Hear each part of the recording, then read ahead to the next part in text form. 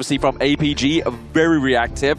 So again, we're going to be looking at the first few teams that are coming through today. So up is going to be Kagendra, represented by iHands into the Clash lane. Lou is going to be PH playstyle. If the side of Blacklist is going to be the standard of replays here, PKL especially, Yeah. Boom Esports, they like to bring the skirmishes and fights to your faces here. So for Kagendra, it's very similar to the MKL playstyle. They like to play macro, they like to play slow.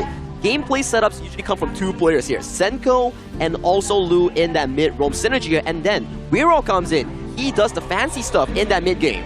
Oh yeah, and that's what we're going to be seeing there. I'm really expecting a lot coming in from the side of Kagendra, but Boom Esports, I do want to see some difference from their playstyle from PKL.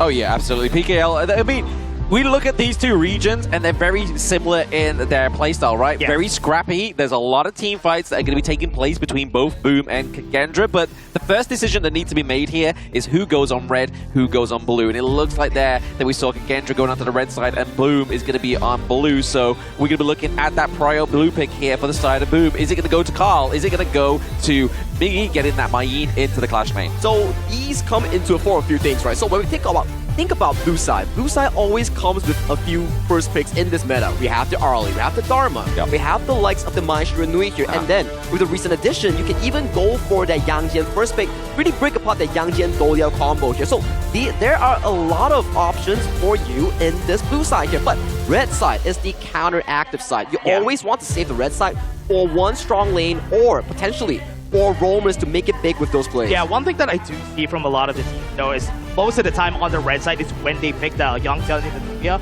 just because they can pick them both at the same time. But on the blue side, you can only pick one. So most of the time, for the side of Boom Esports, their tendency is to give Miggy the first pick.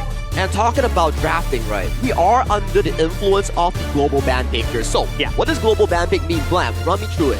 Global ban pick is the flavor that Honor Kings have been doing since obviously 2018, right? Yeah. So this has been something that we've introduced into this year within the global Honor Kings esports, but KPL have been doing it for quite some time.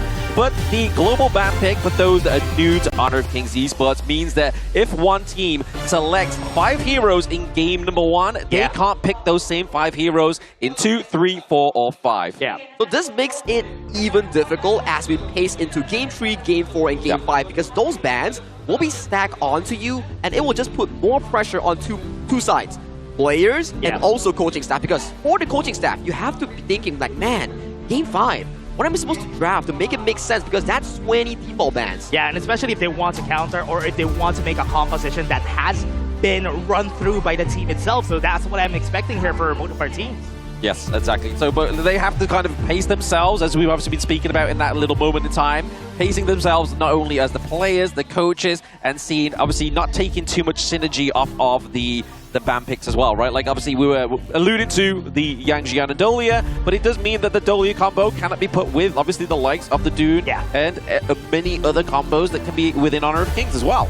Yeah, they can be picked by the Yuan, with the Dune, the Bloom that people have been going for. So that is the reason why Dolia has been quite a priority for some of the compositions that we have. I agree with you, especially when Yang Jian, I think his stats are really strong in this patch itself. Yeah. You can play Yeah. it towards the Clash lane as a semi-assassin, you can play it towards the jungle, either as a bruiser or as a full tanker. So Yang Jian has a lot of flexibility here. Twilight, this hero,